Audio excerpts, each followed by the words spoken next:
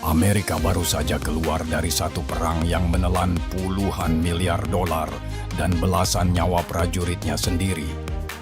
Belum genap perang itu mereda, Trump sudah memalingkan wajah ke arah lain, Korea Utara.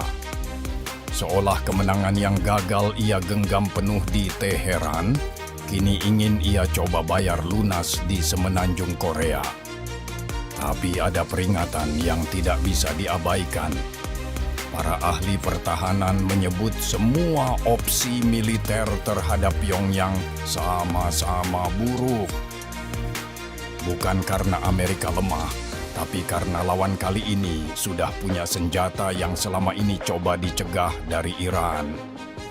Jadi pertanyaannya bukan lagi siapa yang lebih kuat. Pertanyaannya, apakah Trump akan pulang membawa kemenangan diplomatik atau membuka front kedua yang jauh lebih mahal dari yang pertama?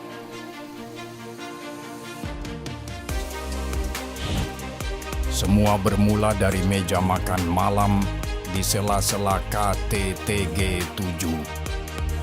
Di sanalah, kata Lee, Trump berbisik satu kalimat singkat. Sudah waktunya memberi perhatian pada isu Korea Utara.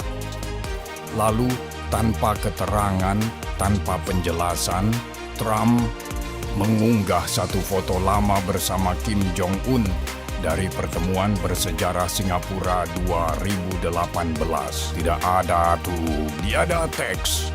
Tidak ada ada konteks. Justru karena kosong itulah dunia mulai menebak-nebak. Apakah ini sinyal pribadi ke Pyongyang? Atau awal dari sebuah perjudian baru yang taruhannya jauh lebih besar dari Iran?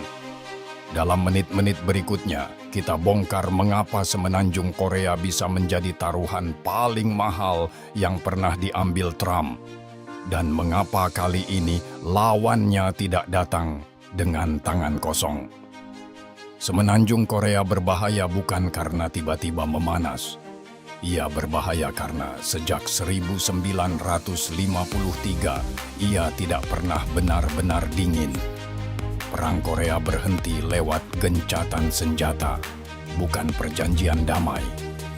Artinya, di balik perbatasan yang tampak tenang, dua Korea sebenarnya masih hidup dalam status perang yang dibekukan, bukan diakhiri.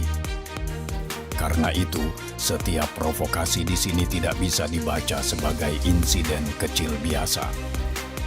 Skenario pertama adalah yang paling gelap.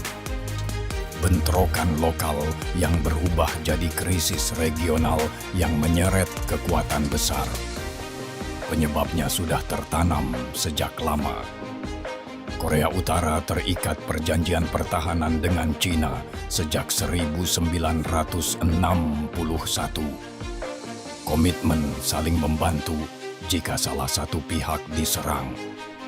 Sejak 2024, Pyongyang juga memperdalam kerjasama militernya dengan Rusia. Artinya, jika konflik pecah, Korea Utara tidak berdiri sendirian. Ia berdiri di tengah lingkaran kekuatan yang sedang merapatkan diri. Di seberang garis itu, Amerika Serikat terikat aliansi keamanan dengan Korea Selatan dan Jepang. Maka satu tembakan yang salah baca, satu rudal yang keliru diinterpretasi bisa menyeret seluruh Asia Timur ke krisis internasional dalam hitungan jam. Namun, ada jalur kedua yang lebih lunak, pintu diplomasi yang kembali terbuka sedikit. Masalahnya, dan ini yang membuat jalur ini begitu rapuh, posisi Pyongyang hari ini jauh lebih keras dari sebelumnya. Mereka tidak lagi datang untuk menawar pelucutan nuklir. Mereka datang untuk dunia mengakui status mereka sebagai negara nuklir. Jika tuntutan itu perlahan dinormalisasi, arsitektur keamanan Asia Timur tidak hanya bergeser, ia berubah permanen. Dan dari sanalah risiko terbesar lahir. Perdamaian di kawasan ini bisa berubah jadi ilusi yang sangat mahal harganya. Untuk memahami kenapa sinyal ini terasa begitu signifikan, kita harus kembali ke detail kecil yang nyaris terlewat. Percakapan informal di meja makan ke-7. Lee Jae-myung mengatakan ia dan Trump duduk berdampingan saat jamuan makan malam, mengobrol hampir 90 menit, dan topik terlama yang mereka bahas bukan dagang, bukan tarif, tapi nuklir Korea Utara. Lee bahkan belak-belakan soal kegagalan strategi lama. Sanksi internasional terhadap Pyongyang sudah kehilangan daya pukul. Sebabnya sederhana. Kedekatan Korea Utara dengan Rusia membuat bantuan sekecil apapun dari Moskow bisa menjadi napas tambahan bagi kemampuan militer Pyongyang tepat ketika tekanan Barat melemah. Lalu, hanya beberapa hari setelah pertemuan itu, Trump mengunggah satu foto lama bersama Kim Jong-un. Momen pertemuan bersejarah di Singapura 2018, ketika ia menjadi Presiden Amerika pertama yang bertemu langsung pemimpin Korea Utara sejak gencatan senjata 1953. Tanpa caption, tanpa penjelasan. Justru karena kosong itulah spekulasi membesar. Apakah ini pesan pribadi ke Pyongyang? Atau Washington sedang menyiapkan jalur baru untuk membuka kembali dialog yang sudah membeku sejak kegagalan Hanoi 2019. Ironisnya, di tengah sinyal pelunakan ini, Seoul justru mempercepat modernisasi militernya bersama Amerika. Kecerdasan buatan, drone tempur, hingga pembahasan kapal selam bertenaga nuklir mulai didorong lebih serius.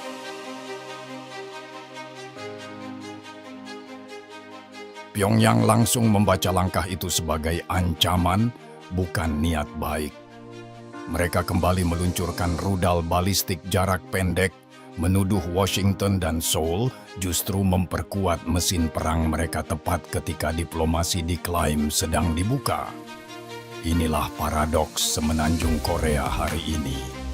Tangan kanan menyodorkan foto lama penuh nostalgia, tangan kiri terus memperkuat senjata. Pertanyaannya bukan lagi apakah Pyongyang sedang pamer kekuatan. Yang lebih penting, apakah ini bagian dari permainan tekanan biasa atau pintu masuk menuju babak krisis yang jauh lebih besar. Kalau ada harapan bahwa sinyal dari Trump akan disambut hangat, kenyataannya justru berlawanan.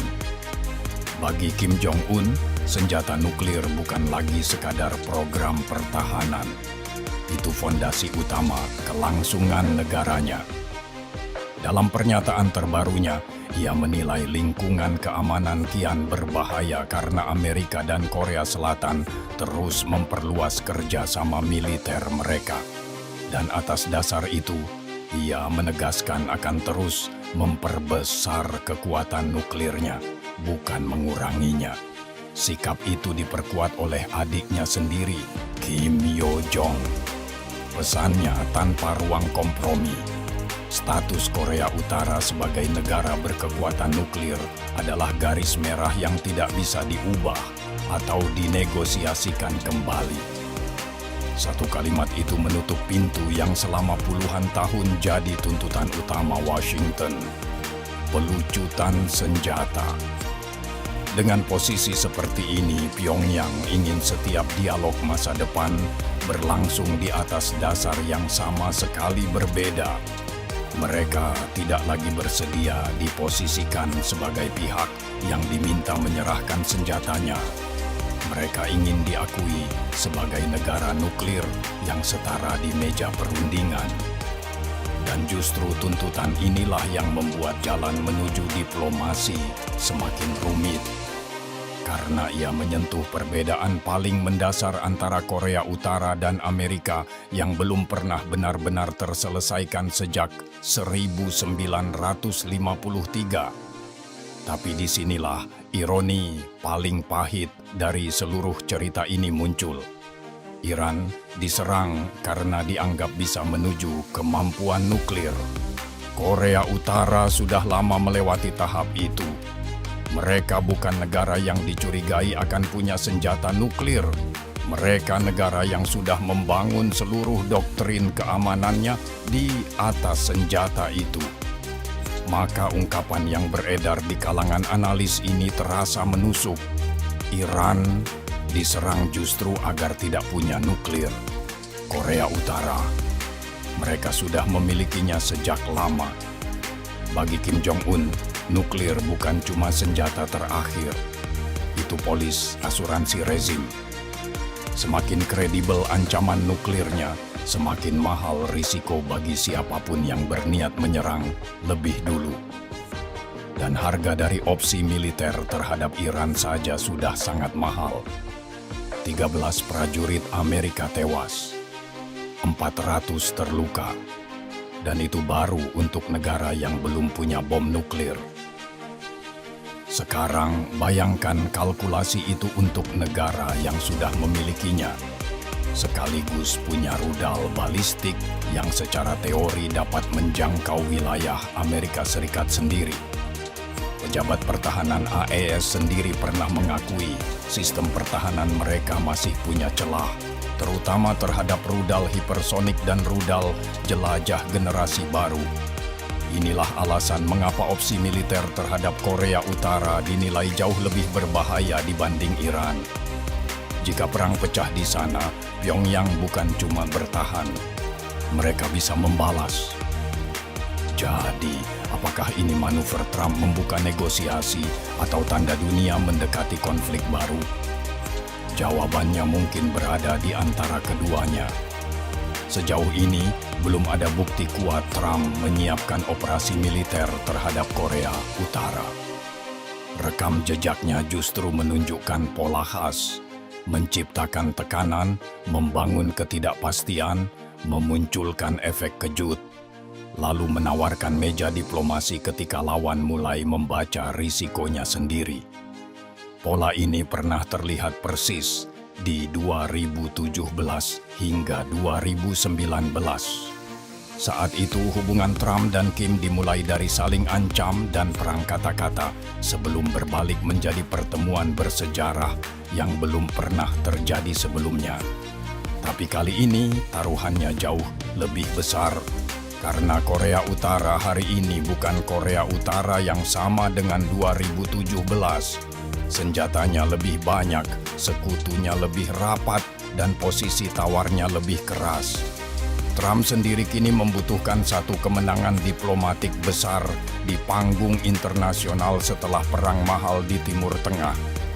Maka sinyal-sinyal terbaru soal Korea Utara bisa saja bukan persiapan perang, melainkan pembukaan jalan menuju komunikasi baru. Masalahnya, permainan ini sangat berisiko. Ketika dua pemimpin yang sama-sama sulit ditebak saling menguji batas, diplomasi dan krisis, kadang hanya dipisahkan oleh satu langkah yang salah. Dunia kini menahan napas, menunggu satu hal. Apakah foto lama tanpa caption itu akan berakhir di meja perundingan baru? Atau menjadi awal dari babak ketegangan yang jauh lebih berbahaya dari yang pernah dibayangkan siapapun di Washington maupun Pyongyang.